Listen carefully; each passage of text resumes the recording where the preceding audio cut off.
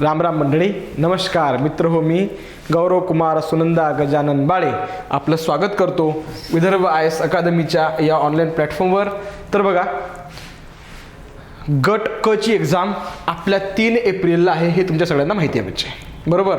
नुकतीच तुमची आता कंबाईनची प्री झाली, 26 तारखेला झालेली आहे. म्हणजे सो दॅट आता आजपासून पुढे 3 एप्रिलपर्यंत मार्च महिन्याचे 31 दिवस पकडा हाती, बरोबर. या महिन्यातले 2 दिवस हे तर तुम्ही सोडूनच द्या, कारण आता आपण एन्जॉय करणार 2 दिवस खूप तुम्ही अभ्यास केला असेल. पुढच्या महिन्यातले 2 दिवस म्हणजे आले 33 दिवस. सोपं करा, तुमच्याकडे फक्त 31 दिवस आहेत, कारण त्या 2 दिवसात पण अभ्यास काही होत नसतो शेवटी म्हणजे.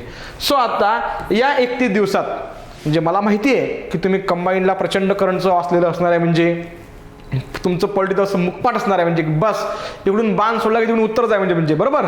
तरी पण माझं काम आहे आणि आपण एक टेस्ट सिरीज लॉन्च करतोय. त्या टेस्ट सिरीजमध्ये माझ्याकडे करंट आणि राज्यशास्त्र या विषयांचं डिस्कशन आलंय.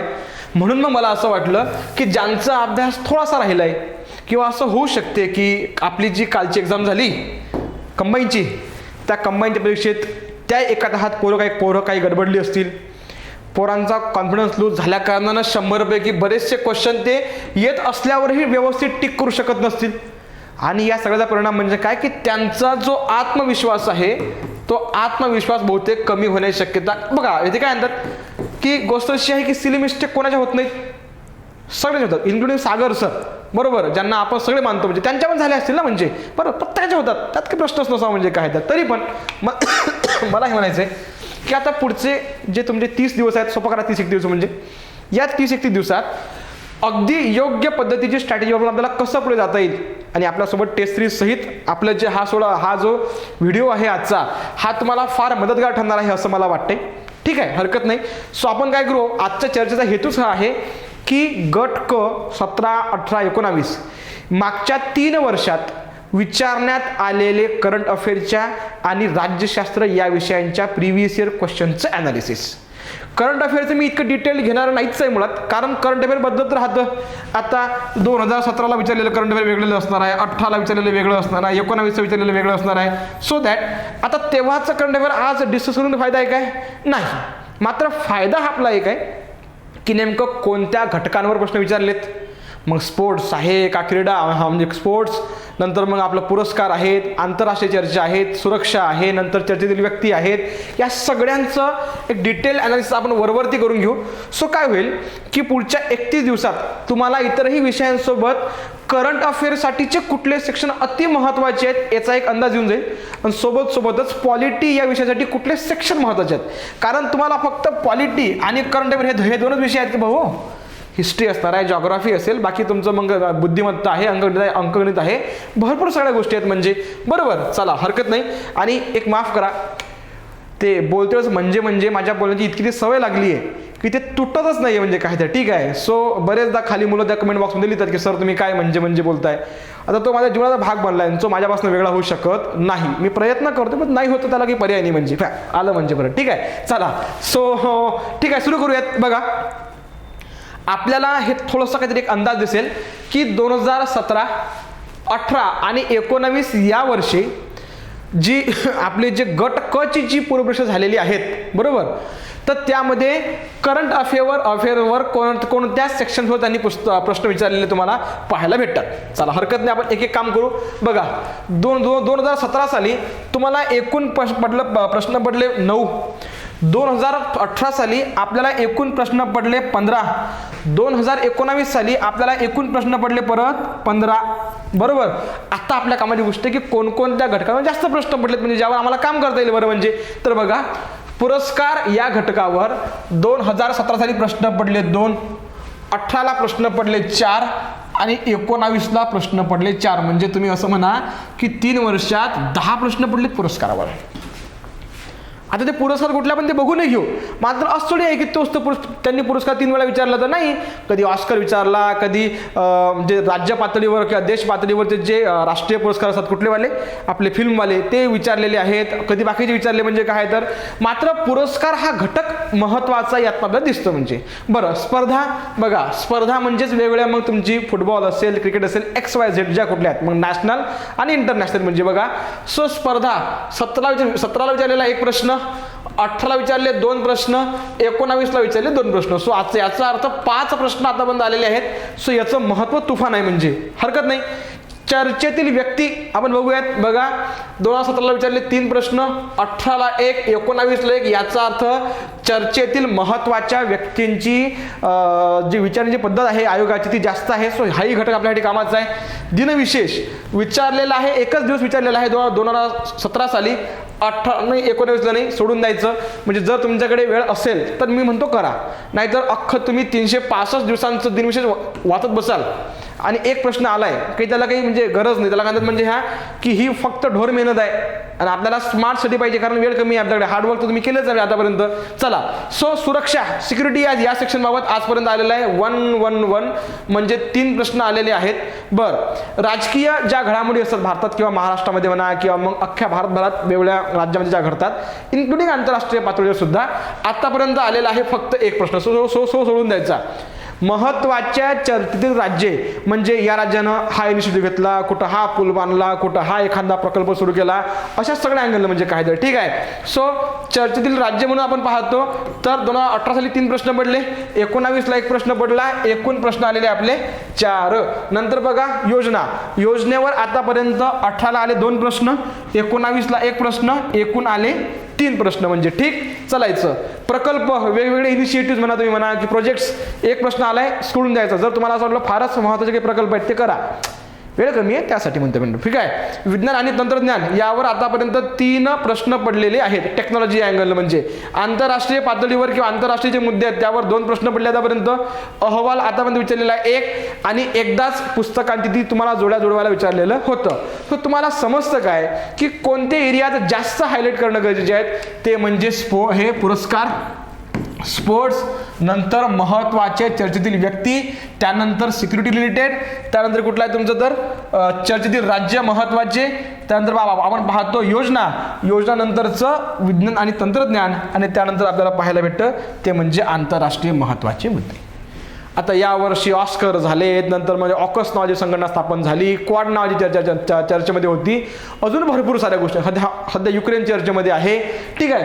तर तुम्हाला करंटमध्ये या सेक्शनवर सगळ्यात जास्त भर द्यायचा आहे, वेळ कमी आहे म्हणून. याच्या पलीकडं जर तुमच्यात ऊर्जा आहे अभ्यासाची आणि तुमचा अभ्यास भरपूर झाला आणि तुम्हाला असं वाटतं की आता मी ताकदीनं बाकीच्याही गोष्टी वाचल्या पाहिजे, तर मनाई नाही.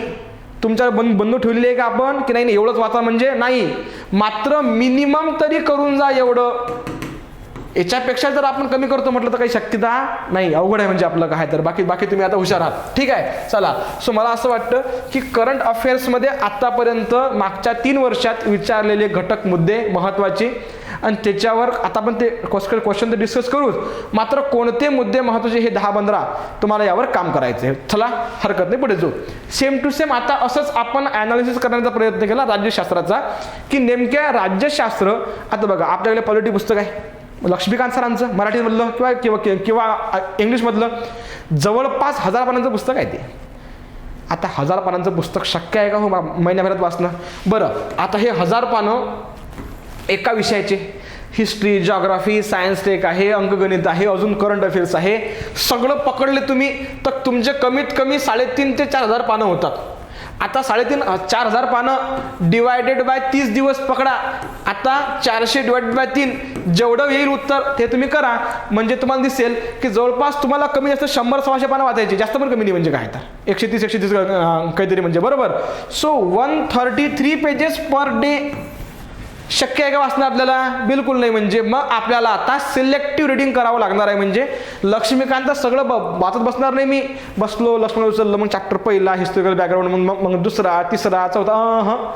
भाई क्वेश्चन कशाला आलेत म्हणजे तू करतो काय म्हणजे काय तर ढोर मेहनत चालणार नाही म्हणजे इथे. चला, हरकत नाही. सो बघा कुठल्या मुद्द्यांवर प्रश्न पडलेत. 1 मूलभूत हक्क, part 3 of the Indian constitution, 18ला 1 प्रश्न पडलाय, 19ला 1 प्रश्न पडलाय. म्हणजे मार्गदर्शक तत्वे, त्याला directive principles of state policy असं म्हणतात.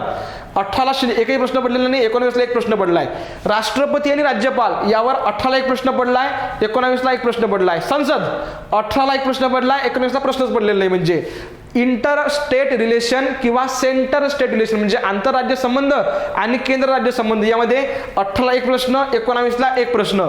संविधानाची निर्मिती झाली कशी, मग मसुदा समितीचा अध्यक्ष कोण होतं म्हणा किंवा सल्लागार कोण होतं, नंतर पाहतं की डॉक्टर जवाहरलाल नेहरू, नंतर वल्लभभाई हे कोणकोणत्या कमिटीचे अध्यक्ष होते, मग फंडामेंटल राईट्स कमिटीचा अध्यक्ष कोण होतं, म्हणजे या सगळ्या गोष्टींवर तुम्हाला प्रश्न विचारले पाहायला भेटतील. ठीक आहे, हरकत नाही. म्हणजे सो आपण बघून घेऊ. नेक्स्ट, परिशिष्ट किती आहेत आपल्या इथे? 12.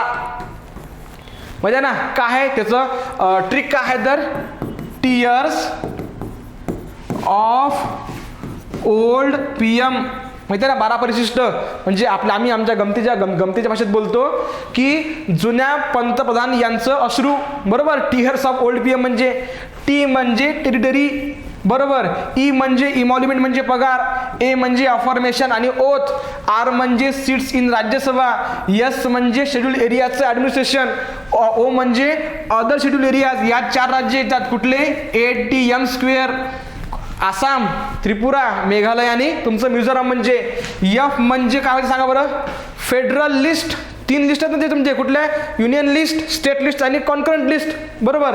नंतर ओ म्हणजे ऑफिशियल लँग्वेजेस. यात किती आहेत तर 22 भाषा आहेत. 22. बरोबर ना? Am I correct? बरोबर. म्हणजे एल म्हणजे लँड रिफॉर्म्स 9 परिशिष्ट. डी म्हणजे डिफेक्शन म्हणजे ते पक्षांतरबंदी कायदा. पी म्हणजे पंचायत. एम म्हणजे म्युन्सिपाल्टी. सो पहिलं, दुसरं, तिसरं, चौथं, 5वं, 6वं, 7वं, 8, 9, 10, 11, 12 हे तुमचे 12 परिशिष्ट आहेत. ही अशी ट्रिक आहे. ही पाठ केल्याशिवाय आपल्या काही 12 परिशिष्ट तसे काही पाठ होत नसतात. आता तुम्ही हुशार आहात, तुम्ही हे सगळं करून घ्याल अशी अपेक्षा आहे. हरकत नाही, पुढे जाऊयात. सो परिशिष्टावर पडलेला आहे प्रश्न 18ला 1, 19ला काहीच नाही. घटना दुरुस्तीवर प्रश्न तुफान पडलेत. 18ला 2 पडले. म्हणजे घटनात्मक संस्था ज्या आहेत, कुठकुठल्या घटनात्मक संस्था बोला बरं पटपट. इलेक्शन कमिशन ऑफ इंडिया, नंतर तुमची finance commission of India, UPSC, MPSC किंवा मग SPSC ज्याला म्हणतो आपण काय तर अटॉर्नी जनरल, कॅगवर, advocate general, national commission for SC, national commission for ST, national commission for backward classes. बरोबर. GST council. माय गॉड, काही लोकांना माहित नसावं हे म्हणजे काय आहे तर आय थॉट मला कलम सध्याचं 279A बहुतेक GST काउन्सिलचं 279A. बरोबर. जर मी चुकत असेल तर तुम्हाला क्लिअर करणे म्हणजे काय तर ह्या सगळ्या काय आहेत तर ते लिंग्विस्टिक ऑफिसर फॉर लिंग्विस्टिक मायनॉरिटीजवाला ह्या सगळ्या गोष्टी ह्या घटनात्मक संस्था आहेत. घटनात्मक संस्था म्हणजे ज्याला कलम असते आपल्या राज्यघटनेमध्ये. हे तुम्हाला हे पाठ पाहिजे. यापैकी किमान तरी 4-5 करा. ते बोलतो आपण आता पुढच्या हळूहळू आपण बोलणार आहे की आपल्याला काय काय करायचं आहे तर. नेक्स्ट, राज्य विधिमंडळ. यावर प्रश्न 18ला एकही पडला नाही, 19ला एक पडलाय. 73 आणि 74 घटना दुरुस्ती 18ला एकही प्रश्न पडला नाही, 19ला एक प्रश्न पडलाय. आणि न्यायालयावर 18ला एकही प्रश्न पडलेला नाही, 19ला एक प्रश्न पडलाय. 18 मध्ये प्रश्न आले 10 UPSCला आणि 19 मध्ये प्रश्न आले 10. सो आपल्याला हे समजतं की करंटमध्ये UPSC माफ करा MPSC करंटमध्ये MPSCच्या गट क परीक्षेत कमी जास्त 15 ते 16 प्रश्न पडतात. आणि जर आपण म्हटलं पॉलिटी हा सेक्शन जर आपण घेतला विचारात तर आपल्याला 10 मार्क पडतात. आता जेवढ्या मार्कांचा रेशो आहे तेवढा वेळ आपण दिला पाहिजे त्या गोष्टींना. नाहीतर प्रश्न पडतात 10, याला देतोय 50 तास, इकडे प्रश्न पडतात 15, यालाही देतोय 50 तास. चालणार नाही भाई. यहाँ पे ज़्यादा क्वेश्चन आ रहे ना, तो टाइम भी उसको ज़्यादा अलॉट करो. मतलब ठीक आहे. चला, सो आता आपण क्वेश्चन डिस्कस करू. करंटचे प्रश्न मी वाचणार नाही, फक्त तो सेक्शन कुठला आहे तो वाचेल. हां, मात्र पॉलिटीचे जे क्वेश्चन्स आहेत 18 आणि 19ला आलेले त्याची डिटेल्ड चर्चा आपण आपल्या क्लासमध्ये करूयात. म्हणजे त्याची उत्तरे शोधण्याचा प्रयत्न करू. कारण गोष्ट अशी आहे की पॉलिटी हा स्टॅटिक सब्जेक्ट आहे. स्टॅटिक म्हणजे माहिती आहे काय होते तर स्टॅटिक म्हणजे अशी गोष्ट की जी बदलत नाही. आता राज्यपालामध्ये जर अमेंडमेंट झाली, पॉवर घेऊन देतं तर बदलेल, अदरवाईज कायच बदलणार आहे म्हणजे राज्यघटनेत. सो राज्यघटनेत जास्त तुम्हाला बदल अपेक्षित नाहीत. आणि काही असलेच तर आपण ते नंतर ॲडजस्ट करून घेऊ. म्हणजे जर तुम्हाला वाटलं तर की मागच्या 1-2 वर्षात झालेले बदल राज्यघटनेच्या पुस्तकात सोपं करा म्हणजे काय तर ठीक आहे. कारण लक्ष्मीकांतचं पुस्तक जे तुमच्याकडे आहे कुठलं के सागर पब्लिकेशनचं ते आहे 5th एडिशन. 5वी आहे ती 5th एडिशन आहे म्हणजे काय तर. बरोबर. सध्या मार्केटमध्ये 6th एडिशन आहे आणि ते ॲडव्हान्स आलेलं आहे. जे 6 आलं होतं ते वेगळं, एक 6 ॲडव्हान्स पण आलं होतं एडिशन आलेलं आहे ब्ल्यू कलरचं म्हणजे काय तर. सो यात बरेचसे बदल तुम्हाला झालेले पाहायला भेटतील. जर तुम्हाला असं वाटलं की काय जुन्या पुस्तकात नाही आहे जे नवीन आलंय, जे जर तुम्हाला एक व्हिडिओ पाहिजे असेल तर बिनधास्त सांगा, आपण नक्कीच तो प्रयत्न करूयात. म्हणजे done. Okay. So Vidarbha IAS अकॅडमीनं एक टेस्ट सिरीज लॉन्च केली आहे. म्हणजे ती टेस्ट सिरीज ऑलमोस्ट याच्यामध्ये किती टेस्ट आहेत तर 5 टेस्ट असतील आपल्या इथे. 5 टेस्टमध्ये विज्ञान, अर्थशास्त्र आणि इतिहास सागर सर डिस्कशन, राज्यशास्त्र आणि चालू घडामोडी मीच घेईल, भूगोलसाठी पवन सर आहेत, बुद्धिमत्ता चाचणी आणि अंकगणित राहुल सर आणि ज्ञानेश्वरी मॅडम घेतील म्हणजे काय तर. आणि बाकी तुम्हाला सगळी माहिती तुम्ही अकॅडमी नंबरवर फोन करा, इथे नंबर आहे, तुम्हाला तसाही नंबर भेटतच म्हणजे डिस्क्रिप्शन बॉक्समध्ये, हरकत नाही. पुढे आपण जाऊयात. बघा 2017ची चर्चा करतोय आपण, गॉट इट. आता आपण पाहतोय की नेमके प्रश्न पडले कशावर, तर हा प्रश्न आलाय भारतरत्नावर. आता यात काय होतं आणि काय नाही हे मी बोलणार नाही, हे तुमचं काम आहे हे प्रश्न बघणं हळूहळू. म्हणजे तुम्हाला जर हवी असेल तर याची PPT मी तुम्हाला टाकून देईल आपल्या टेलिग्रामवर विदर्भ आयएसच्या. तुम्ही तसं कळवा जर हवी असेल तर म्हणजे काय तर, ठीक आहे. नेक्स्ट आपण पाहतो दुसरा प्रश्न तुमचा आला आहे स्पोर्ट म्हणजे क्रीडावर. बघा कधीतरी ऑलिम्पिकची चर्चा आहे 2015ची. रिसेंटली पण आपल्या ऑलिम्पिक झालेले आहेत ना, टोकियो म्हणजे काय तर. सो तुम्ही या सगळ्या गोष्टींचा विचार करू शकता. सो तुम्हाला दिसतं पुरस्कारावर प्रश्न, नंतर ऑलिम्पिकवर म्हणजे याच्यावर प्रश्न म्हणजे स्पोर्ट्सवर प्रश्न, कैलास सत्यार्थी चर्चेतील व्यक्ती, नंतर हा महत्त्वाचा दिन कुठला तर जन्मदिवस म्हणून कोणा राष्ट्रीय विज्ञान दिन कधी असतो आणि कोणत्या व्यक्तीचा बर्थडे हा नॅशनल सायन्स डे म्हणून साजरा होतो हे तुम्हाला माहिती पाहिजे म्हणजे, ठीक आहे. परत चर्चेमधील व्यक्ती कोण, अणुऊर्जा आणि अण्वस्त्राबाबतची व्यक्ती हे त्या वर्षी जास्त चर्चेमध्ये असावेत. नंतर टाटा समूहाचे अध्यक्ष एन चंद्रशेखरन त्यांच्याविषयी त्या वर्षी, कारण त्यांची नुकतीच नियुक्ती झाली होती म्हणजे टाटाचे अध्यक्ष म्हणून, तर त्याविषयी प्रश्न आलेला तुम्हाला पाहायला भेटतो. नंतर ही तुम्हाला सिक्युरिटी म्हणजे सुरक्षा क्षेत्रामध्ये जी आपली भारतीय नौदलाची तिसरी सागर परिक्रमा जी झाली आणि ज्याचं सगळ्या महिलाच प्रमुख होत्या म्हणजे, तर यापैकी अशी कोणती अशी ती होडी होती की जिनं त्यांनी प्रवास केला. आय थॉट त्याचं नाव काहीतरी तारिणी असं त्याचं नाव होतं वाटते. नंतर हिंदू विवाह विधेयक म्हणजे त्या वर्षी हे चर्चेमध्ये असणार आहे खूप जास्त. नेक्स्ट आपण पाहतोय साहित्य अकादमी पुरस्काराविषयी प्रश्न आलेला आहे. यावर तर म्हणजे तुम्ही असं म्हणा आमच्या एक वैदर्भीन भाषेत असं म्हणतात, म्हणजे जरा विदर्भीन भाषेत की उधळ घेतलं म्हणजे काय, तर एखादी गोष्ट माणूस जेव्हा पुन्हा पुन्हा वापरतो की नाही त्याला उधळ घेतलं असं म्हणतात. म्हणजे आपण पाहतो की साहित्य अकादमी पुरस्कार काय MPSCचा आवडतं देव जाणे. त्या MPSCच्या राज्यसेवेला एक प्रश्न फिक्सच आहे, नाहीतर त्या कंबाईनला, नाहीतर गट क, अजून ज्या इथे परीक्षा त्या वेगळ्याच म्हणजे त्या टेक्निकल MPSC वगैरे काय आहे तर. सो भाई साहित्य अकादमी पुरस्कार, ऑस्कर पुरस्कार, ज्ञानपीठ पुरस्कार त्यांच्या इतक्या जिव्हाळ्याचे आहेत की देव जाणे म्हणजे. पुढे चालायचं, ठीक. बस आपण 17 पर्यंत करंटच बघितले. आता 18 पासून आपल्या कामाची गोष्ट आहे म्हणजे बघा. सो 18 हा आला होता काहीतरी IAS अधिकाऱ्याची चर्चा आहे, बरोबर. सो बघून घेऊ आपण खालीलपैकी कोणत्या IAS अधिकाऱ्याची भारतीय क्रीडा म्हणजे साईच्या महासंचालकपदी निवड करण्यात आली, म्हणजे महत्वाचे चर्चेतील व्यक्ती, त्यावर हा प्रश्न विचारला गेलेला असणार नक्कीच म्हणजे. पुढे बघू आपण बघा. सो परत हा सुरक्षा क्षेत्राबाबतचा प्रश्न आहे वरचा काहीतरी INS कलवरी बाबतचा. नंतर सर्वोत्कृष्ट फुलबॉटपटूसाठी 5वा बेलन पुरस्कार. आता हा येतो पुरस्कार या क्षेत्रामध्ये सुद्धा तुम्ही याला मोडू शकता किंवा मग क्रीडा या क्षेत्रामध्ये सुद्धा हा प्रश्न मोडू शकते. सो नक्कीच हे चर्चेमध्ये असणार आहे त्या वर्षी म्हणून तर आलेलं आहे ना. सो मला म्हणायचं आहे की आपण काय करतोय, हे आपण प्रॉबेबल टॉपिक्स आपले तयार करून घेऊ शकतो की नेमकं काय काय विचारलं जाऊ शकतं, ठीक आहे. पुढे चालायचं म्हणजे. नेक्स्ट नंतर फायनान्शियल टेक्नॉलॉजी हे सायन्स टेकच्या अँगलनं विचारलेला प्रश्न आहे. महत्वाची राज्य आणि शहरं त्या वर्षी ग्लोबल एंटरप्रेन्योरशिप समिट कुठे झालं होतं हे तुम्हाला माहिती पाहिजे म्हणजे. कोणत्या देशाच्या संघासरून फ्रान्सने डेव्हिस कप जिंकला. डेव्हिस कप हा मुळातच कुठला आहे तर आय थॉट फुटबॉलचा आहे वाटते बहुतेक, जर मी चुकत नसेल तर, ठीक आहे. सो याचा अर्थ क्रीडावर जास्त प्रश्न तुम्हाला आतापर्यंत विचारलेली आहेत. नेक्स्ट 48वा आंतरराष्ट्रीय चित्रपट महोत्सव घ्या म्हणजे परत झालं पुरस्कार नावाची गोष्ट आली म्हणजे. नंतर इथं परत जीवन गौरव पुरस्कार, परत पुरस्कार नावाची गोष्ट आली. इथं आलं तपी प्रकल्प. तर एखादा प्रोजेक्ट फार फेमस असतो म्हणजे त्या वर्षी आलेला किंवा करंट अफेअर डिस्कस केलेला, तर त्याची आपण चर्चा करतो म्हणजे काय तर, ठीक आहे, हरकत नाही. नेक्स्ट पुढे बघा. सो सौभाग्य योजना योजनेविषयी आलेला म्हणजे सहज हर घर बिजली योजना म्हणजे प्रत्येक घराघरात काय गेली पाहिजे तर वीज गेली पाहिजे, याचं उत्तर हे असणार आहे म्हणजे. आता हे तर फार फेमस आहे त्यामुळे काही प्रश्नच नाही म्हणजे. नेक्स्ट आपण पाहतो की मनमोहन सिंग यांना कुठला पुरस्काराविषयी, तर इंदिरा गांधी शांतता पुरस्काराविषयीची ही चर्चा आहे. सो परत पुरस्कार, परत एक गांधी शांतता पुरस्कार वेगळा आहे म्हणतात म्हणजे आहेत गोष्ट, ते अशी गोष्ट आहे. इंदिरा गांधी शांतता पुरस्कार वेगळा आणि गांधी शांतता पुरस्कार वेगळा म्हणजे काय तर 2000 आय थॉट 19चा बहुतेक 2020चा गांधी शांतता पुरस्कार तरी आपले जे बांगलादेशचे कोण आहेत, जे ज्यांनी बांगलादेश निर्माण केला, मुजीबुर रहमान, त्यांना भेटलेला आहे वाटते. 19चा काहीतरी ओमानची कोणतरी व्यक्ती आहे जी वारली सध्या, म्हणजे काय तर त्यांना भेटलेलं आहे. 21 मला नाव पाठवतो सध्या, पण नाव सध्या विसरलो मी काय तर, म्हणजे ठीक आहे. चला डन. सो तुम्हाला 18चं करंट अफेअरवर कोणकोणते प्रश्न आले हे तरी नक्की समजलंय. मला म्हणायचं आहे की सेक्शन्स फाइंड आउट करा, क्वेश्चन नका करू. सेक्शन कुठला, इंदिरा गांधी पुरस्कार, म्हणजे पुरस्कारावर प्रश्न पडत आहेत. नंतर आपण पाहतो क्रीडावर प्रश्न पडत आहेत, सिक्युरिटीवर प्रश्न पडत आहेत. ही आपल्या कामाची गोष्ट आहे, कारण दरवर्षी हे स्ट्रक्चर बदलणार आहे. मात्र पुरस्कार तर तेच जातील वेगवेगळे. मग पुरस्कारावर फोकस करायचं, इन शॉर्ट नोट्स काढून घ्यायचे. म्हणजे हा पुरस्कार कुणाला मिळालेला, वर्ष काय तर, म्हणजे त्यांचं काम, बस 1 2 3 3 टॉपिक्स 3 लाईनीमध्ये काम खतम, एक पुरस्कार संपला.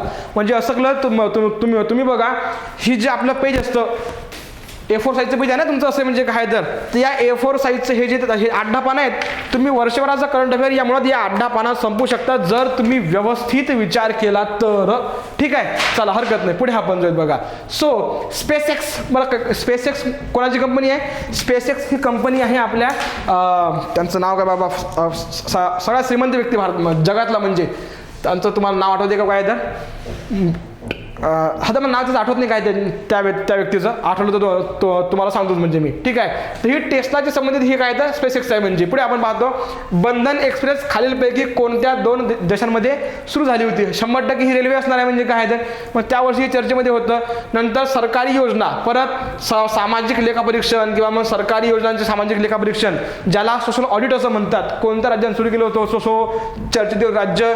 पद्मश्री बाबतची चर्चा तुम्हाला त्या वर्षी पाहायला भेटते. हरकत नाही म्हणजे. चला, सो दॅट 91वा प्रश्न आपण बघून घेऊ. आता हे सगळे प्रश्न आले पॉलिटीमधले, चर्चा आहे 2018. आता आपण थांबणार आहे, आता आपण हळूहळू सगळं बोलूयात, म्हणजे कारण क्वेश्चन फ्रॉम पॉलिटी तो आपला फोर्टे आहे, म्हणजे ठीक आहे, हरकत नाही, पुढे आपण जाऊयात. सो खालीलपैकी कोणत्या पाणी वाटप तंट्यामध्ये कर्नाटकचा समावेश नाही? खालीलपैकी कोणत्या पाणी वाटप तंट्यामध्ये कर्नाटकचा समावेश नाही? बघा, गोदावरी नदीमध्ये आहे का, कृष्णेत आहे, वंशधारामध्ये आहे की महादाईमध्ये आहे?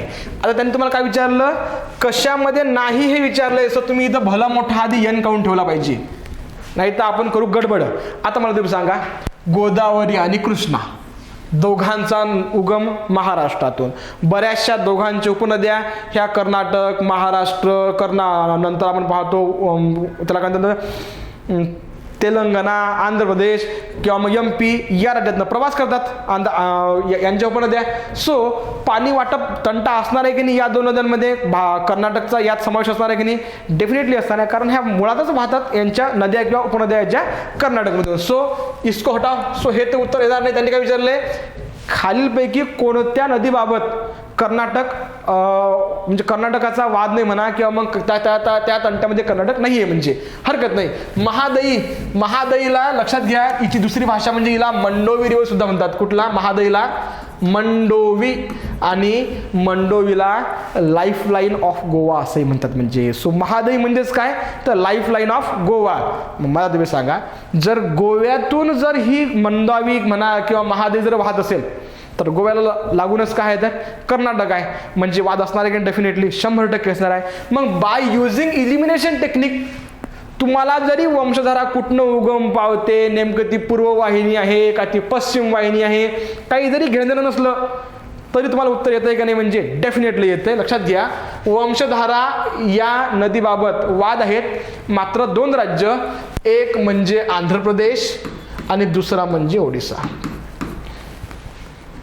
वंशधारा, नागावली, बैतरणी, ब्राह्मणी, त्यानंतर सुवर्णरेखा.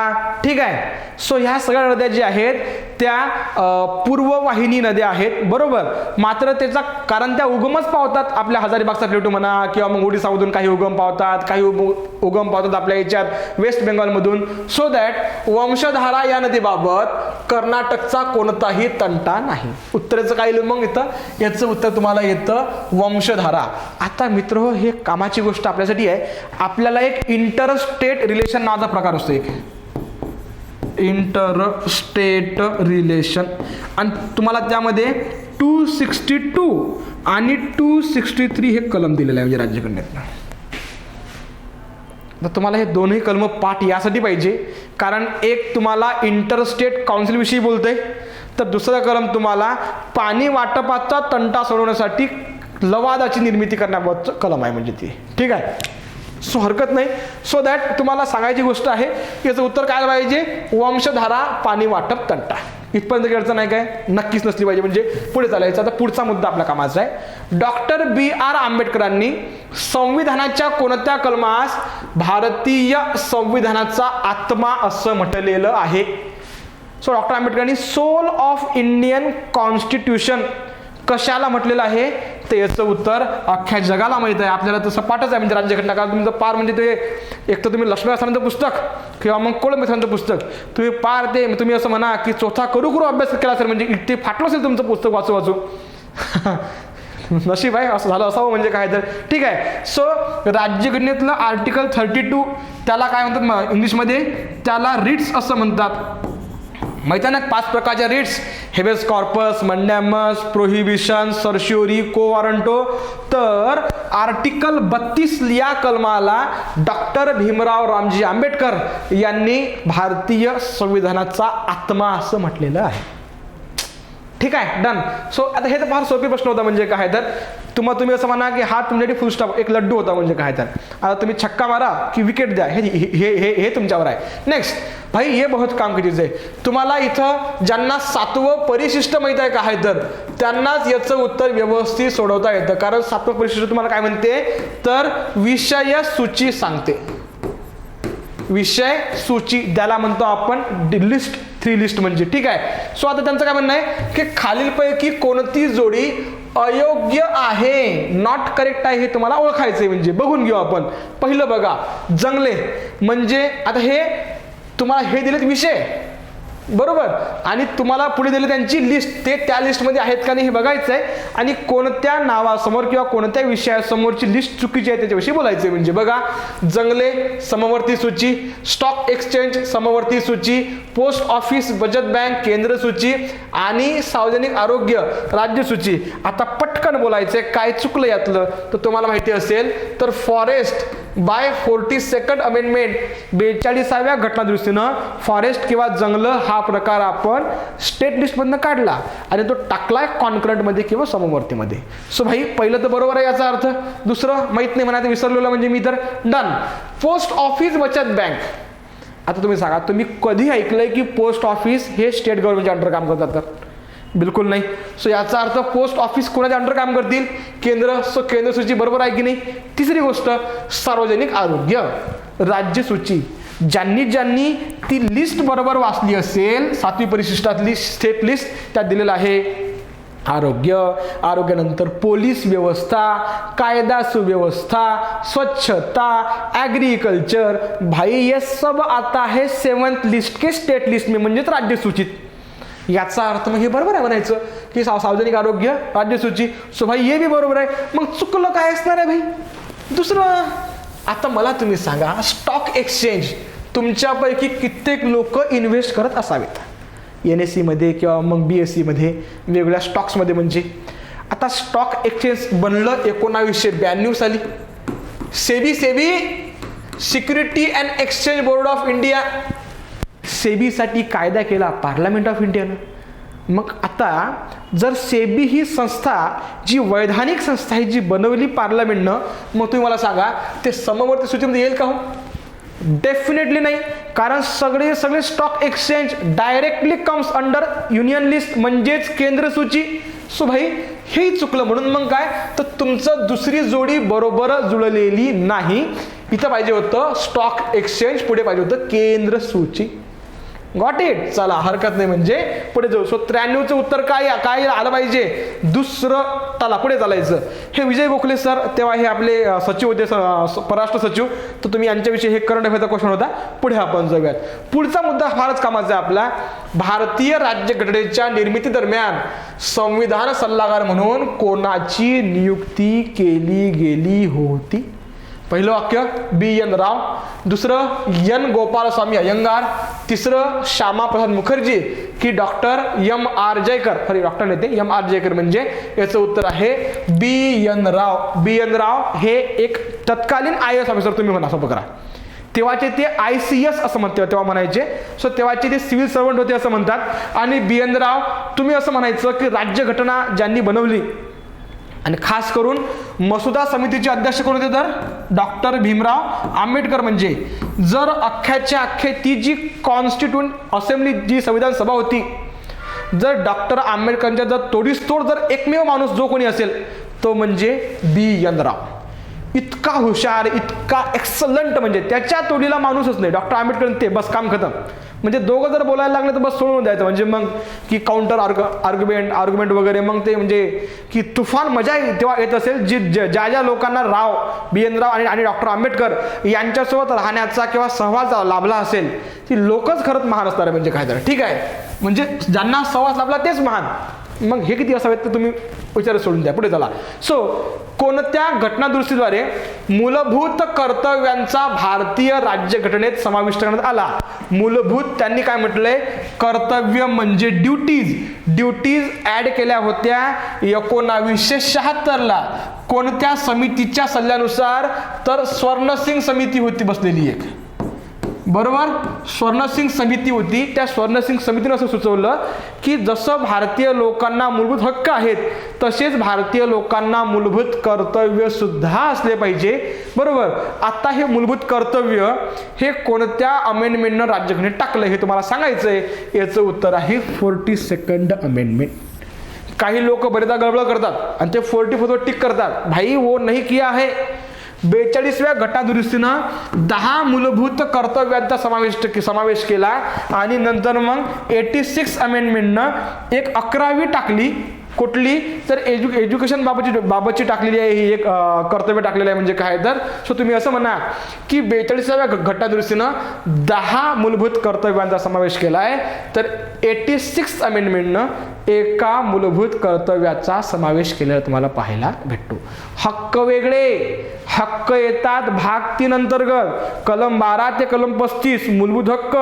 मूलभूत कर्तव्य येते भाग 4A मध्ये. आणि कलम कुठलं मूलभूत कर्तव्यांचं? तर 51A. आणि 51A मध्ये 11 आहेत. मग ABCDEFG असं 11 म्हणजे गॉट इट. सो याचं उत्तर काय येईल?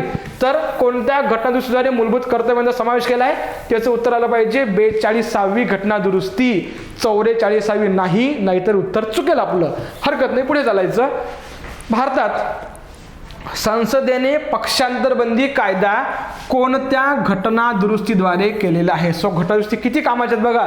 इथंही ही तुम्हाला घटनादुरुस्ती विचारली, इथंही तुमची घटनादुरुस्ती आहे आणि पुढे पण 1-2 तुम्हाला घटनादुरुस्ती फेमस आहेत. तर बघा तुम्हाला थोडंसं मित्र हो बघा, इथंही 61st आहे, इथंही 61st आहे, बरोबर. आता ते कुठलं कॉन्टेक्स्टमध्ये येते ते मी बोलतो तुम्हाला काय. तर मात्र पक्षांतर बंदी याला अँटी डिफेक्शन लॉ असं म्हणतात. तर पक्षांतर बंदी कायदा किंवा घटनादुरुस्ती किती होती? तर ती होती 52वी 1985 साली आलेली. म्हणजे सो पक्षांतर बंदी कायदा, आता ते फार मोठा तो कायदा आहे. म्हणजे तो जर शिकवतो म्हटलं तर 10 मिनिटं पुढचे आपले यातच निघून जातील. म्हणजे ठीक आहे, त्यात आपल्याला जायचं नाही. पक्षांतरबंदी कायदा ही 52व्या घटनादुरुस्तीने आणला गेला. 61वी घटनादुरुस्तीने काय केलं की युनिव्हर्सल ॲडल्ट फ्रँचायझी म्हणजे वोट करण्याचं, मतदान करण्याचं वय हे 21 वरून 18 आणलं होतं 1989 या वर्षी. सो 52वी घटनादुरुस्ती केली कोण होती? राजीव गांधी यांनीच, बरोबर. 1925 झाली. आणि 61वी घटनादुरुस्ती केली होती राजीव गांधी यांनीच. कधी? 1989. ठीक आहे ना. सो तुम्हाला म्हणजे इन्क्लुडिंग मी कोण सांगितलं? PM पण सांगितलं. जर असा प्रश्न पडला किंवा 52वी घटनादुरुस्ती कोणत्या PMच्या कार्यकाळात झाली, उत्तर काय आलं पाहिजे? राजीव गांधी. यस, डन, हरकत नाही. पुढे जाऊ. म्हणजे 44th अमेंडमेंट म्हणजे 44वी घटनादुरुस्ती कधी झाली होती? 1978. तेव्हाचं पंतप्रधान कोण? मोरारजी देसाई. असं म्हणतात की 42वी घटनादुरुस्ती 1976 हिला मिनी कॉन्स्टिट्यूशन सुद्धा म्हटलं जातं. कारण या म्हणजे 42व्या घटनादुरुस्तीनं राज्यघटनेतले बरेचसे कायदे, बरेचसे नियम बदलले. मात्र त्याला परत रिइन्स्टेट म्हणजे पूर्ववत करण्याचं काम केलं 44व्या घटनादुरुस्तीनं. सो तुम्ही असं म्हणा की 42व्या घटनादुरुस्तीमधले काही विषय हे कोरोना होते आणि त्या कोरोनावरचा लस म्हणजे तुमची 44वी घटनादुरुस्ती होती. आपल्या सोयीसाठी बरं काही बाकी नाही. ठीक आहे, डन, हरकत नाही. म्हणजे सो पुढे आपण जुळत काय तर नेक्स्ट. चला, सो पुढचा मुद्दा आता हा आलाय आपल्या महान्यायवादी यांच्याबाबत, ज्याला म्हणतो आपण अटर्नी जनरल ऑफ इंडिया. आता मला म्हणजे माझा तुम्हाला पहिला प्रश्न आहे की अटर्नी जनरल ऑफ इंडियाचं कलम कोणतं, 76 की 163? चालायचं पुढे चालायचं. म्हणजे आता हे तुमच्यासाठी मी इथं ठेवलेलं आहे, याचं उत्तर तुम्ही कमेंट बॉक्समध्ये मला टाकायचं आहे. म्हणजे की महान्यायवादीचं कलम राज्यघटनेत कुठलं आहे म्हणजे. डन, हरकत नाही. सो बघा, MC सेटलवाड हे भारताचे पहिले महान्यायवादी होते. आता बघा, काही काही प्रश्न असे की माहित नाही म्हणजे आपल्याला नाही माहित. ठीक आहे, पुढचे वाक्य बघू नंतर. बाय युझिंग एलिमिनेशन टेक्निक जमतं का आपण उत्तर बघूयात. म्हणजे दुसरं महान्यायवाद्यास भारताच्या सर्व न्यायालयात उपस्थित राहण्याचा अधिकार असतो का नाही, हे तर अख्ख्या जगाला माहिती आहे. म्हणजे खरी गोष्ट आहे की महान्यायवादी हा भारतातल्या कुठलंही न्यायालय, मग तो जिल्हा न्यायालय किंवा तालुका न्यायालयापासून तर सुप्रीम कोर्ट कुठेही उपस्थित राहू शकतो. त्यांनी तुम्हाला काय विचारलंय, खालीलपैकी कोणती विधानं काय तर चूक आहेत. आता हे विधान कसं आहे तर बरोबर आहे. सो तुमच्या उत्तरात पाहिजे का मला तुम्ही आधी हे सांगा. नाही पाहिजे, कारण त्यांनी काय म्हटलंय कुठलं विधान चूक आहे. आता तिथं बरोबर आहे. सो इथं का येते, सो तुमचं हे उत्तर तुमचं येणार नाही. सो याचा अर्थ आपल्याला आता 25% आपली गॅरंटी वाढली की आपलं उत्तर बरोबर येण्याचे. ठीक आहे, आता आपण बघूयात की खाली कुठलं विधान चूक म्हणजे इथं आपण मोठा यन काढून ठेवलेला आहे. आता हे बऱ्याच लोकांना नसतं माहिती, मात्र MC सेटलवाड असं म्हणतात की MC सेटलवाड हे भारताचे पहिले न्यायवादी होते, महान्यायवादी होते म्हणजे. ठीक आहे, सो भाई फिर मग अ नाही पाहिजे, कारण अ वाक्य बरोबर आहे. मग इथं कट करा, इथं कट करा, तुमचं उत्तर काय येईल तर कुठलं वाक्य, महान्यायवादी संसदेच्या दोन्ही सभागृहाच्या कामकाजात सहभागी होतो, तेथे त्याला बोलणे व मत देण्याचा अधिकार असतो. तुम्हाला माहित आहे की महान्यायवादी हा संसदेच्या कोणत्याही सभागृहात उपस्थित राहू शकतो, संसदेच्या कोणत्याही समितीमध्ये तो भाग घेऊ शकतो, तिथं बोलू शकते, चर्चा करू शकते, बट ही कांट वोट. तो तिथे मतदान करू शकत नाही, कारण तो डायरेक्ट मेंबर नाही आहे संसदेचा. Got it. सो तुमचं लॉजिकल तसंही चुकणार होतोच म्हणा, ते प्रश्नच नाही काय तर तुम्हाला माहिती असो अथवा नसो. मात्र पहिलं वाक्य बरोबर आहे, कारण MC सेटलवाड हे भारताचे पहिले महान्यायवादी होते असं विकिपीडिया सांगते. मी चुकलो तर मला काही शिवाय घालू नका, त्या विकिपीडियाला घाला म्हणजे काय तरी. चला, हरकत नाही. सो याचं उत्तर काय येईल तर फक्त नेक्स्ट 99 प्रश्न बघून घेऊ आपण. केंद्र व राज्य लोकसेवा आयोगाची स्थापना भारतीय राज्यघटनेतील कोणत्या कलमान्वये झालेली आहे. सोपं करा, UPSC आणि MPSC राज्यघटनेतल्या कोणत्या कलमानुसार म्हणले, तुम्हाला काही सांगण्याची गरज आहे का, म्हणजे 315 म्हणायचं. झालं काम, फारच सोपी प्रश्न होता म्हणजे. नेक्स्ट पुढचा प्रश्न आपण बघून घेऊ. भारतीय संविधानाच्या कोणत्या अनुच्छेदानुसार मंत्री परिषद लोकसभेला उत्तरदायी असते. हे वाक्य लक्ष्मीकांतच्या कित्येक चॅप्टरमध्ये दिलेलं आहे आणि ते खूप कामाचं आहे की मंत्री परिषद ही फक्त आणि फक्त लोकसभेलाच जबाबदार असते. Council of minister is directly responsible to the Lok Sabha only, राज्यसभेला नाही, संसदेला नाही. ठीक आहे, सो मग मंत्री परिषद रिस्पॉन्सिबल टू लोकसभा राज्यघटनेतल्या कुठल्या कलमानुसार तर राज्यघटनेतल्या अनुच्छेद 75 नुसार. अनुच्छेद 75 असं म्हणतो की मंत्रिमंडळ जे असेल किंवा मंत्री परिषद हे डायरेक्टली जबाबदार असणार आहे लोकसभेला. आणि जर लोकसभेनं नो कॉन्फिडन्स मोशन म्हणजे त्याला काय म्हणतात मराठीत अविश्वास प्रस्ताव जर आणला तर बाय युझिंग अविश्वास प्रस्ताव कोणाला घरी जावं लागतं तर अख्ख्या मंत्रिमंडळाला जर अविश्वास प्रस्ताव पास झाला तर म्हणजे. डन, इथपर्यंत काही अडचण आहे तुम्हाला म्हणजे डेफिनेटली नॉट. आता परत म्हणजे 18 पर्यंत आपण करंट पॉलिटिक्स सगळे प्रश्न घेतले. आता येऊ आपण 19 कडे म्हणजे. ठीक आहे, थोडंसं जरा पाणी पिद्या एक घोट, मग जरा आपण पुढचा प्रवास सुरू करू आपला म्हणजे. तो तुम्ही जरा प्रश्न वाचून घ्या.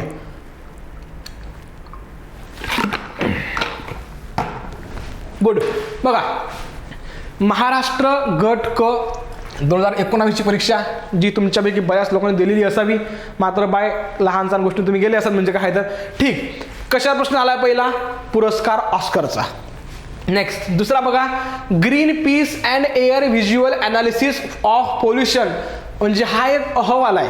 सो जे महत्त्वाचे राष्ट्रीय आणि आंतरराष्ट्रीय अहवाल, मग अहवाल कोणी आणलाय, काय दिलेला आहे, याच्याविषयी सगळी चर्चा आहे. म्हणजे पुढे आपण पाहतो कझाकस्तानच्या पहिल्या राष्ट्रपतीच्या सन्मानार्थ कझाकस्तानची पूर्व राजधानी, म्हणजे हे एक आंतरराष्ट्रीय चर्चा आहे किंवा आंतरराष्ट्रीय मुद्दा आहे, त्या कॉन्टेक्स्टमध्ये तुम्ही अभ्यास केला पाहिजे. नेक्स्ट पद्मभूषण पद्मश्री म्हणजे त्याविषयीच्या वर्षीचे पुरस्काराविषयी चर्चा आहे. सो तुम्ही पुरस्कार याही वर्षीचे वाचून घेतले मग पाहिजे. म्हणजे पुढे चालायचं. नंतर नरेंद्र मोदी यांना कोणकोणते भेटले पुरस्कार, मग सोल शांतता पुरस्कार भेटला. नंतर मग आपण पाहतो की कुठला आहे तर सोल शांतता आहे, बाकी सगळे जे कुठले असतील ते त्यांना त्यावर्षी खूप 4-5 पुरस्कार भेटले होते. म्हणजे आणि त्यावर एमपीसन यूपीसन दोघांनी प्रश्न विचारला आहे. ठीक आहे. सो पुरस्कार परत आणि मोदींना भेटले कारण मोदी हे प्राईम मिनिस्टर आहेत ना, तर मग तुम्हाला हे वाचावंच लागणार आहे. म्हणजे परत हा प्रश्न आहे स्पोर्ट्स या सेक्शन मधला. नंतर हा प्रश्न आहे पुस्तकं आणि लेखक या सेक्शन मधला. पुढे चालायचं. म्हणजे बुलेट ट्रेनशी संबंधित हे वाक्य आहेत की कोणाकडून पैसे घेतले आणि काय घेतले, तुम्ही हे अभ्यासलं पाहिजे. म्हणजे परत क्रिकेट वर्ल्ड कप म्हणजे स्पोर्ट्स क्रीडा या सेक्शन मधला हा प्रश्न तुम्हाला पाहायला भेटतो. नंतर पकयांग विमानतळ, आता हे तुम्हाला पाहायला भेटतं चर्चेतील राज्य किंवा चर्चेतील शहर. म्हणजे पुढे आपण जातोय. नेक्स्ट बघा, कंबाईंड डिफेन्स सर्व्हिसमध्ये एक मुलगी प्रथम आली होती 2018 मध्ये.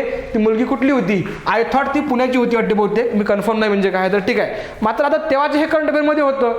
या वर्षी जर तुम्हाला वाटलं तर विचारू शकतात, तुम्ही तयारी करून ठेवली पाहिजे. नंतर अँटोनियो गुटेरेस कोण आहेत हे, तर मला वाटते अँटोनियो गुटेरेस की सध्या युनायटेड नेशनचे अध्यक्ष आहेत वाटते बहुतेक, बरोबर. सो मग त्यांच्याविषयी हा प्रश्न आलेला होता काय तर.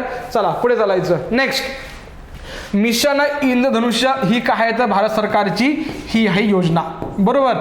लसीकरणासाठी ही संबंधित आहे. यात 7 वेगवेगळ्या प्रकारच्या लसी लहान मुलांना दिल्या जातात. डन. सो हेही तुम्हाला माहिती पाहिजे. नेक्स्ट स्पाइस जेट भारतातील पहिली वाजवी दराची स्वस्त कंपनी आहे. तर IATA तर तुम्हाला लॉंग फॉर्म त्यांनी विचारलेला तुम्हाला पाहायला भेटतो. आणि नोबेल पारितोषिक म्हणजे परत हा तुम्हाला पुरस्कार या सेक्शनमध्ये आलेला मुद्दा. सो बघा पुरस्कारावर खूप प्रश्न पडलेत, त्यांनी पुरस्कार रिपीट केलेले नाही आहेत. म्हणजे यावर्षी नोबेल, पुढच्या वर्षी साहित्य अकादमी, पुढच्या वर्षी ऑस्कर, त्या वर्षी भरतात. सो मग तुम्ही सुद्धा सगळे पुरस्कार करून जावा, नाही तर काय होईल की आपण 2 करायचं आणि त्यातलं नियोजन भलतो की तरी यायचं, मग तिथं डोकं भिंतीवर आपटण्यापेक्षा अभ्यास केलेला बरा म्हणजे आपला. Done. Okay. So section polity जो आपल्या प्रचंड कामाचा कारण यावर आपल्याला चर्चा करायचे प्रश्न पडतात. म्हणजे डन. Very good. आता बघा हा प्रश्न खूप सोपा आहे, थोडं जरा डोकं लावा. मी तर वाचतोच आहे म्हणा, प्रश्नच नाही म्हणजे. पण नेक्स्ट खालील विधाने विचारात घ्या म्हणते तो. बरं, आता राज्यपाल हा राज्य विधिमंडळाचा एकात्मिक भाग नाही. पहिलं वाक्य. दुसरं वाक्य, राज्यपालाच कार्यकाळाची सुरक्षितता नसते. म्हणजे तुम्हाला हे जनरली माहित आहे की जर एखाद्या व्यक्ती जर राज्यपाल नेमला तर तो 5 वर्ष काम करू शकते. मात्र काय तो 5 वर्ष काम करते का नाही करत, त्याला कधी पण काढता येते, हे आता तुम्ही विचार करा बाबा. म्हणजे नेक्स्ट आपण पाहतो राज्यपालास केव्हाही राष्ट्रपती पदावरून हटवू शकतात, बघून घेऊ म्हणजे आपण. आणि राज्यपालास राष्ट्रपती कोणत्या कारणास्तव पदावरून हटवू शकतो या बाबतीत राज्यघटनेत कोणताही उल्लेख नाही. आता तुम्ही सांगायचंय खालीलपैकी कोणती वाक्य बरोबर आहेत. ज्यांचा थोडासा अभ्यास मजबूत आहे, ज्यांनी कंपॅरेटिव्ह अभ्यास केलेला आहे, ज्यांनी थोडंसं सूक्ष्म अभ्यास केलेला आहे, त्यांना नक्की येईल की राज्यपाल हा राज्य विधिमंडळाचा एकात्मिक भाग आहे. सांगतो कसं तर. चला ठीक, ये पता होना चाहिए बॉस हमको. नेक्स्ट बघा इथं म्हणजे काय तर. आता आपण पाहतो राज्य विधिमंडळ. इथं 3 गोष्टी येऊ शकतात जर एखाद्या राज्यात विधान परिषद असेल तर. सांगतो. पहिलं येते विधानसभा. दुसरी येईल जर तिथं विधान परिषद असेल तरची गोष्ट. मात्र येथे मी लिहितो अगोदर राज्यपाल लिहितो आधी, आणि इथं लिहितो विधान परिषद. राज्य विधिमंडळ म्हणजे हे सगळे येतात. कोण कोण? विधानसभा, राज्यपाल, विधान परिषद. पण विधान परिषद प्रत्येक राज्यात आहे काय?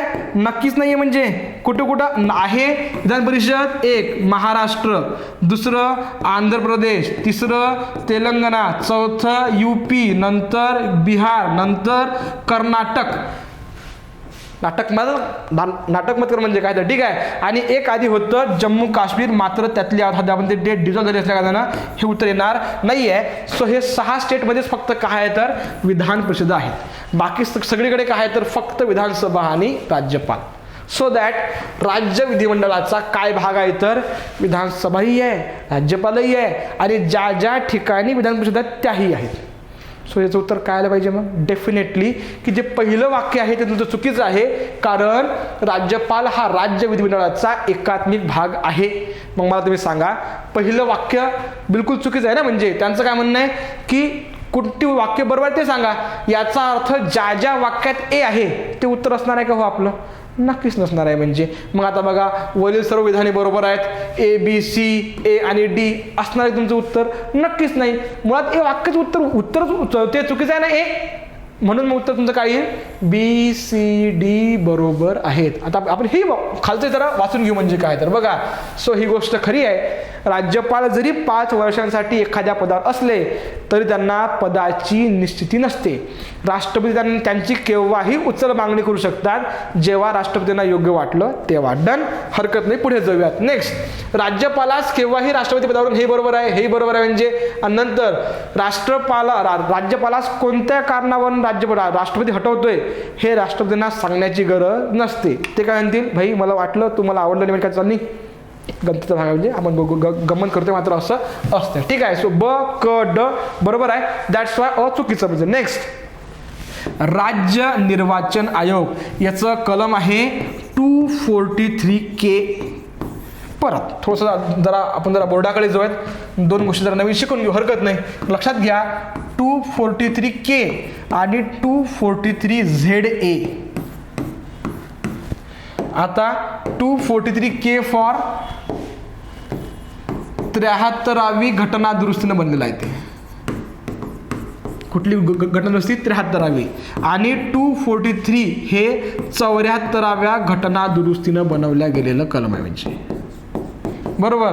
आता जे राज्य निवडणूक आयुक्त किंवा आयोग बनते म्हणजे तर पंचायत राजसाठी 243K नुसार ते काम करतं आणि शहरी ज्या व्यवस्था ज्या आहेत म्हणजे महानगरपालिका वगैरे यासाठी 243ZA नुसार राज्य निवडणूक आयोग काम करतं. राज्य निवडणूक आयोग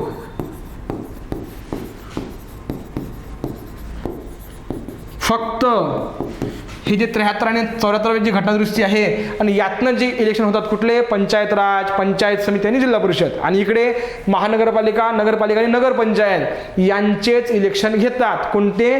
राज्य निवडणूक आयोग. बाकी सर्व निवडणुका कोण घेतं? केंद्रीय निवडणूक आयोग. त्याचं कलम किती आहे केंद्रीय निवडणूक आयोगाचं? 324. समजतंय का? यावर खूप वेळा प्रश्न पडला बरं का. चला हरकत नाही, प्रश्न बघू आपण. सो राज्य निवडणूक आयोगाबाबत आपल्याला विचार करायचा आहे. ग्रामीण व शहरी स्थानिक संस्था सदस्यांद्वारे निवडण्यात येणाऱ्या महाराष्ट्र विधान परिषदेतील सदस्यांच्या निवडणुकीसह ग्रामीण व शहरी स्थानिक संस्थांचा निवडणूक कोण घेतंय? राज्य निर्वाचन आयोग घेतंय असं यांचं म्हणणं आहे.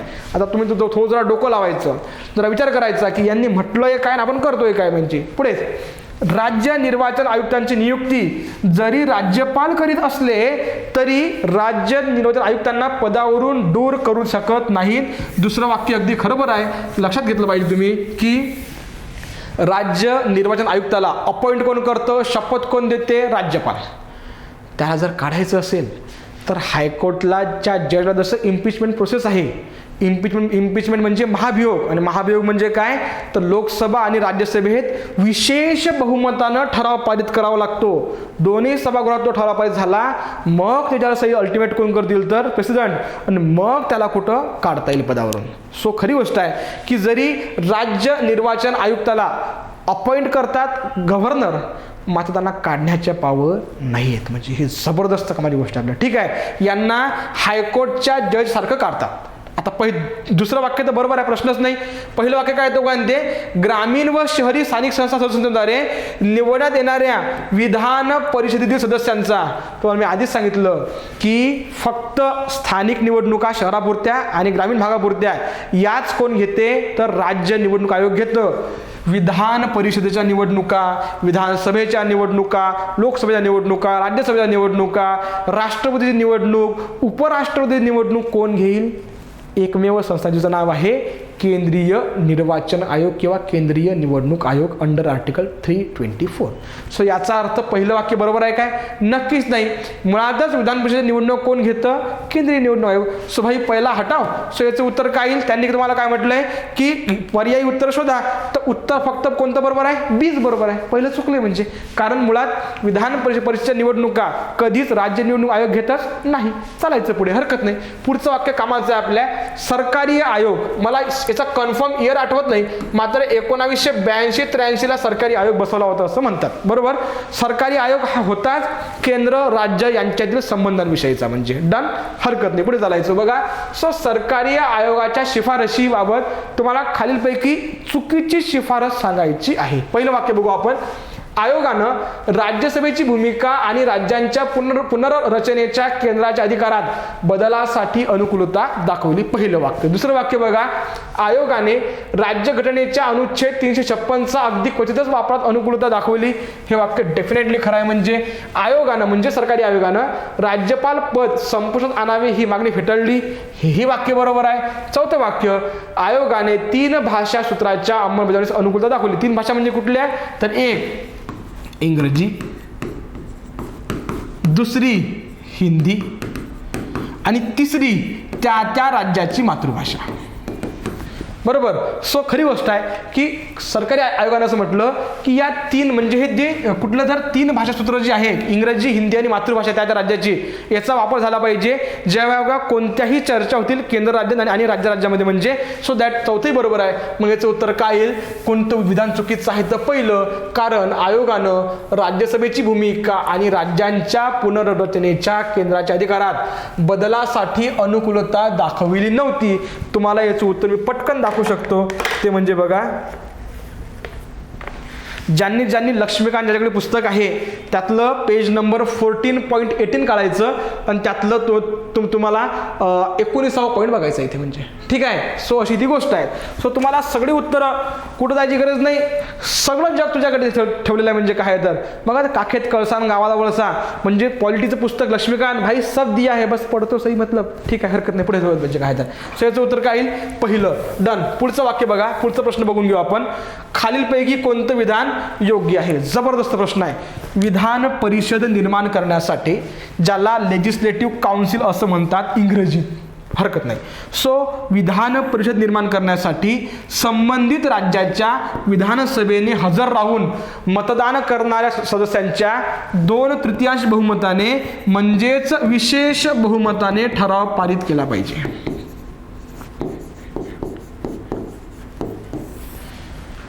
बरोबर की चूक, अगदी बरोबर आहे. म्हणजे काय तर बरोबर. जर एखाद्या राज्यात विधान परिषद जर स्थापन करायची असेल तर त्या राज्याच्या विधानसभेनं 2/3 बहुमतानं, म्हणजेच विशेष बहुमतानं एक ठराव पास केला पाहिजे आणि तो ठराव पाठवला जातो संसदेकडे.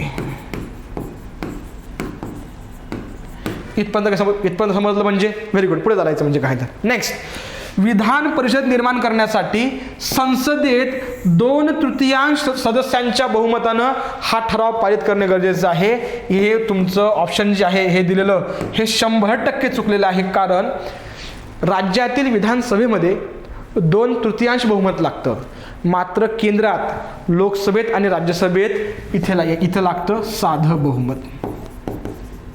साधं बहुमत म्हणजे उपस्थितांच्या 50%. हा काय म्हणते बघा, 2/3 सदस्यांच्या बहुमताने. याचा अर्थ हे झालं विशेष बहुमत तर नाही. केंद्रात फक्त साधं बहुमत लागतं, विशेष बहुमत लागत नाही जेव्हा एखाद्या राज्यात विधान परिषद निर्माण करायची असेल तर. मग याचा अर्थ कोणतं वाक्य चुकीचं आहे.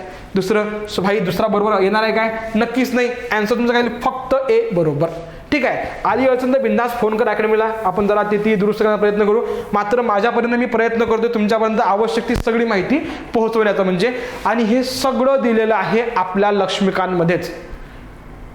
सो तुझं गावच नाही का तीर्थ, उगा रिकामा कशाला फिरतो, हे म्हणजे एक भजन आहे कोणाचं, संत गाडगे बाबांचं, की सगळं तुझ्यापाशी आहे, तू कशाला तीर्थ पाहत गावभर फिरतो, म्हणजे एक जगभर फिरतो म्हणजे काय. तर सो आपल्याकडे लक्ष्मीकांत दिलेलं आहे पुस्तक, भाई सब क्वेश्चन उससे आ रहे, तुम काय को इधर वो उधर का पड रहे, अलग अलग मटेरियल.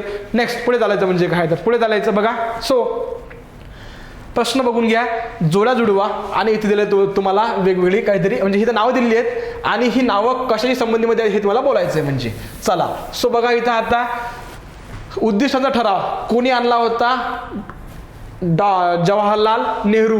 घटना समितीचे सल्लागार कोण होतं, BN राव. नेक्स्ट डॉक्टर राजेंद्र प्रसाद कोण होते, कायमस्वरूपी अध्यक्ष. आणि डॉक्टर सच्चिदानंद सिन्हा कोण होते, तात्पुरते अध्यक्ष. सो बघा आता ए ला उत्तर काय आलं पाहिजे, ए ला आपण जोडलं 4, बी ला आपण काय जोडलं, आपण जोडलं 3, सी ला आपण काय जोडलं 2, बरोबर. आणि डी ला आपण काय जोडलं तर 1. सो 4 3 2 1, 4 3 2 1. यस, हे तुमचं फोर्थ आन्सर आहे म्हणजे. जवाहरलाल नेहरू ऑब्जेक्टिव्ह रिझोल्युशन मला वाटतं काहीतरी 11 डिसेंबर का 13 डिसेंबर, बहुतेक नाही 13 डिसेंबरला, बरोबर. 13 डिसेंबर 1946 रोजी काय केलं, उद्दिष्टांचा ठराव मांडला होता. कुणी, डॉक्टर जवाहरलाल नेहरू यांनी म्हणजे. डन. सो भाई हे तर बरोबर आहे की जवाहरलाल नेहरू कुठे गेले पाहिजे, उद्दिष्टाच्या ठरावासाठी. आताच आपण मागच्या वर्षीच प्रश्न बघितला 18 मध्ये काय तर, की BN राव हे कोण होते, तर घटना परिषदेचे सल्लागार. सो आता डी ला गेलं पाहिजे 1, बघा डी ला 1 या ठिकाणी आहे. सी ला गेलं पाहिजे 2, सी ला या ठिकाणी आहे. सो याचा अर्थ तुमचं उत्तर 3 किंवा 4 यापैकी एक असलं पाहिजे. आणि डॉक्टर राजेंद्र प्रसाद हे घटना परिषदेचे कायमस्वरूपी अध्यक्ष. सो मग बी ला तुम्ही 3 द्या, ज्या ठिकाणी बी ला 3 आहे ते उत्तर तुमचं 4 आहे. म्हणजे जर तुम्हाला काही माहिती जरी नसलं तरी थोडंसं जरा तुक्काबाजी करून जरा गजानन महाराज गणपती बाप्पा की जय असं करून उत्तर तुम्हाला काढता येतं, हरकत नाही. पुढे आपण जायचं म्हणजे बघा. सो 243 ADBK तुम्हाला सांगतो मित्र हो, आपली MPSC मराठीबाबत अत्यंत वाईट वागते म्हणजे कधी कधी. बघा आता मुळात हे जे कलम आहेत ना 243 ADBK असे आहेत ते, आणि यांनी बघा काय झालं मराठीत 243 क घ ख ट काय समजते आपल्याला हे क घ घ ट. म्हणून थोडं जरा इंग्लिश वाचत चाललं भाई, मी तर कन्फ्युज झालो याचा आन्सर, म्हणजे मला समजलंच नाही अर्धा घंटा की हे नेमकं देत आहे काय म्हणजे काय. तर नशीब मला ते समजलं इंग्लिशमधलं खाली, म्हणून मग उत्तरापर्यंत पोहोचता आला. सो बघा 243K आपण मगाच बघितलं, 243K आणि 243 ZA काय म्हणते तुमचं इलेक्शन कमिशन. मग आता तुमचं डी ला काय केलं पाहिजे 1. आता डी ला 1 कुठे बघा बरं, डी ला 1, बी आणि सी या 2 ठिकाणी आहे बघा इथं, दुसरं आणि तिसरं. सो आपलं उत्तर काय आलं पाहिजे, दुसरं तिसरं, पहिलं तर आहे नाही म्हणजे आपलं काय. तर नेक्स्ट 243D हेच तुम्हाला सांगतंय रिझर्वेशन सांगतंय. सो आता मग बी ला आपण 4 टाकू, तर बी ला 4 इथं आहे. सो घ्या परत ते झालं म्हणजे 243A ते बोलतंय ग्रामसभा. सो मग आता जर आपण म्हटलं की ए ला आपण टाकतोय 3, ए ला 3 म्हणजे याचं उत्तर काय येईल तर तिसरं. म्हणजे 243A ग्रामसभा, 243D जागांचं तिथलं रिझर्वेशन जे SC ST आणि महिलांना भेटतं ते वालं, म्हणजे 243B पंचायतीच्या निवडणुका, आणि 243B पंचायतीची स्थापना, आणि 243K तुमच्या पंचायतीच्या निवडणुका.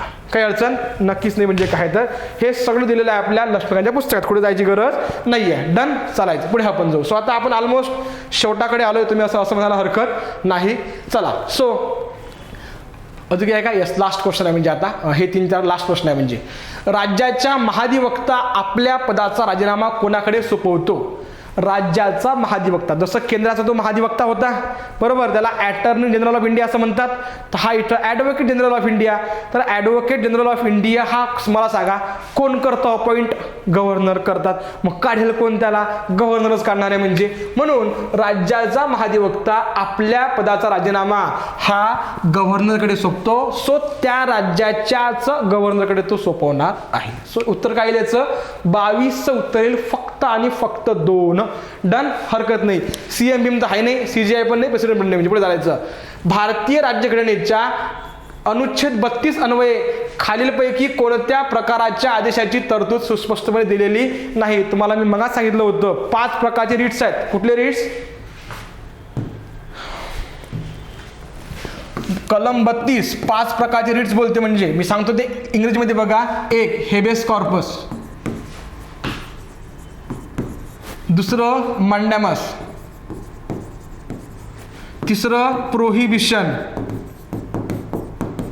चौथं सर्टिओरी किंवा सर्शिओरी असं त्याला काही लोक म्हणतात, आणि नंतर को वॉरंटो. बरोबर. हेबस कॉर्पस आम्हाला आमचा माणूस पाहिजे म्हणजे काय? तर मंडॅमस बाय व्हॉट ऑथर, बरोबर आहे. मंडॅमस म्हणजे तुम्ही हे काम कर, आदेश देणं म्हणजे एक प्रकारे म्हणजे काय? तर प्रोहिबिशन म्हणजे की जर एखादी ज्युनियर ऑथॉरिटी किंवा ज्युनियर ज्युडिशियरी जर एखादं काम त्यांच्या कार्यकक्षेबाहेर जाऊन जर करत असेल तर ते हे वापरतो. जर त्यांनी ती कार्यकक्षा ओलांडली असेल तर सर्टिओरी वापरतात हायकोर्ट आणि सुप्रीम कोर्ट. आणि को वॉरंटो म्हणजे बाय व्हॉट ऑथॉरिटी, तू कोणत्या अधिकाऱ्याने त्याबद्दल बसलेला आहे. उद्या जर मला जर IAS केलं किंवा डेप्युटी कलेक्टर केलं तर डेप्युटी कलेक्टरसाठी मी 3 प्रोसेस पार केल्या की नाही? कुठली? Pre image interview. जर नसेल झालो अंदर मी तुक्का बुक्का लावून म्हणा काहीतरी जरा लग्गे लावून जर पास झालो असेल तर तुम्ही माझ्या विरुद्ध को वॉरंटो रिट्स इश्यू करू शकता अंडर आर्टिकल 32 किंवा अंडर आर्टिकल 226 ऑफ हायकोर्ट. म्हणजे डन, हरकत नाही. सो तुम्हाला समजलं मला काय म्हणायचं आहे तर. सो याचं उत्तर काय येईल मग? प्रोहिबिशन नाही आहे, को वॉरंटोही आहे, सर्शिओरी पण आहे. उत्तराचं काय येईल? इंजंक्शन. सो भारतीय राज्यघटनेच्या अनुच्छेद 32 अन्वये खालीलपैकी कोणत्या प्रकारच्या आदेशाची तरतूद सुस्पष्टपणे केलेली नाही? तर इंजंक्शनची केलेली नाही, बाकी 3ही आहेत. डन, हरकत नाही. पुढे बघा. भारतीय राज्यघटनेच्या अनुच्छेद 39 मध्ये खालीलपैकी कोणकोणत्या तरतुदींचा समावेश केलेला आहे? जबरदस्त आहे. म्हणजे काय तर जरा बघून घेऊ म्हणजे आपण काय तर. ठीक आहे. सो 1 आपण पाहतो पुरुष व स्त्रिया या दोघांनाही काय करायचं आपल्याला? तर समान कामाबद्दल समान वेतन. तर आपण पाहतो यास खरी गोष्ट आहे. हे तुमच्या 39 मध्ये दिलेलं आहे. आपल्याकडे पुस्तक आहे, डोंट वरी अबाउट इट. आपण पुस्तकात हे बघू शकतो. ग्रामपंचायत संघटन तुम्हाला दिलेलं आहे आर्टिकल 40. सो हे तर असणार नाही. सो याचा अर्थ उत्तरात बी पाहिजे का आपल्या? नाही. बी कुठं आहे का उत्तरात? डेफिनेटली बी हायच नाही उत्तरात म्हणजे काय तर. सो आता त्याचं म्हणणं आहे की कलम 39 मध्ये कोणकोणत्या गोष्टी येतात? येत आलं पाहिजे. सो ए इथेही आहे, तुमचं ए इथेही आहे म्हणजे काय तर. बरोबर. नेक्स्ट आपण पाहतो लोककल्याणाच्या संवर्धनासाठी समाज व्यवस्था प्रस्थापित करणे. हे कलम 38 आहे म्हणजे आपलं. आणि उपजीविकेचे पुरेसे साधन मिळवण्याचा हक्क स्त्री व पुरुष नागरिकांना सारखाच असतो. मुळात फक्त नागरिकांना सारखा असतो. स्त्री व पुरुष हे शब्द राज्यघटनेचे नाहीत. त्याच्यामुळे पण तुमचं डी तर येणारच नाही म्हणजे काय तर. सो याचं उत्तर काय? फक्त अ. सो कलम 39 मध्ये 6 उपकलम आहेत. जर वाचायचे म्हटलं तर 6 पैकी एक हे चौथं उपकलम आहे. कुठलं? पुरुषांना व स्त्रियांना समान कामासाठी समान वेतन. डन. बाकी सगळे मग हे वेगवेगळे म्हणजे काय? हे आर्टिकल 40 आहे, हे आर्टिकल 38 आहे, हे आहे 39 मधलं, पण यांनी वर्डिंग चुकवलेलं आहे म्हणून हे ॲज इट इज वाक्य नाहीये म्हणजे. आणि तसे मला वाटते ए आणि डी इथं कुठं ऑप्शनच नाही. सो याचं उत्तर काय? फक्त आणि फक्त ए. सो लास्ट क्वेश्चन मित्र हो. असे प्रश्न असतात की ज्यामध्ये आपल्याला सर्वच ऑप्शन कसे वाटतात? तर बरोबर वाटतात. कसं तुम्हाला सांगतो बघा. प्रशासनावरील न्यायिक नियंत्रणाचा मुख्य उद्देश रिकामी जागा हा असतो. प्रशासनावरील न्यायिक नियंत्रणाचा मुख्य उद्देश रिकामी जागा असतो. पहिलं बघायचं प्रशासकीय अंगाची मुखत्यारी आणि मनमानी काबूत ठेवणे. म्हणजे प्रशासनावर जी प्रशासनाची मनमानी आहे ते नियंत्रणात ठेवणे. ऐकाने काम हे न्यायालयाचं डेफिनेटली आहे म्हणजे पुढचं.